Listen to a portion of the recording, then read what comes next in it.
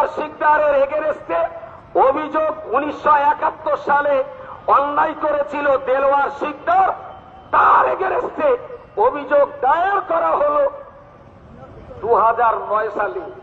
Because 1971 সালে যে লোকটা পাপ করছে, মানুষ খুন করছে, ধর্ষণ করছে, চুরি করছে, অগ্নিসংযোগ করছে, এই মানুষটার অপরাধের এফআইআর করার জন্য 38 বছর দেরি করতে হলো কেন?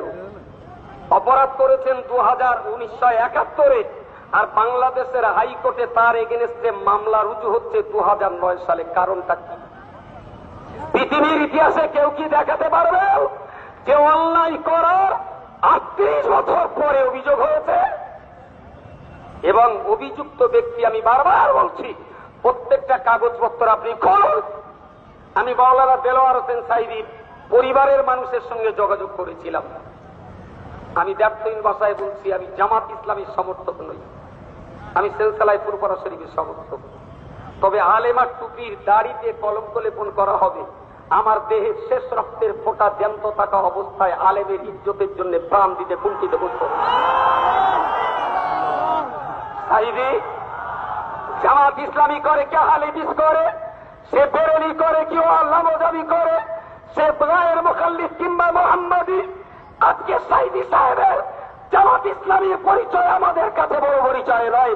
গোটা দুনিয়ার 210 কোটি মুসলমান আল্লামা সাঈদীকে জীবন্ত কোরআন বলে তারা সাক্ষী দিয়েছে।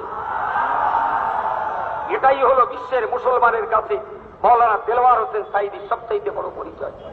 তিনি জামাত ইসলামের নায়েবে আমির, এ পরিচয় তার ছোট পরিচয়। তিনি আল্লাহর কোরআনের বিশ্ববিখ্যাত মুফাসসির, এটাই হলো সাঈদীর শ্রেষ্ঠতম পরিচয়।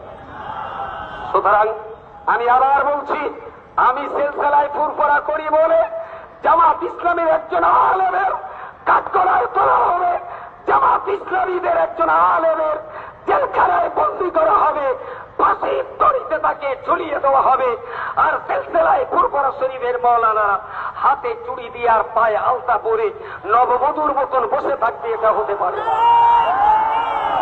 সুতরাং আজকে যে 15টি সংগঠন, যে 15টি সংগঠনের নেতৃত্ব আজকে এখানে এসেছেন, আমি তাদেরকে সাধুবাদ জানাচ্ছি যে আত্মকন্দল, গৃহকন্দল ভুলে যে কোরআনের স্বার্থে, ঈমানের স্বার্থে, ইসলামের স্বার্থে, দেশের সার্বভৌমত্ব রক্ষার স্বার্থে আপনাদের অবশ্যই ঐক্যবদ্ধ হবে।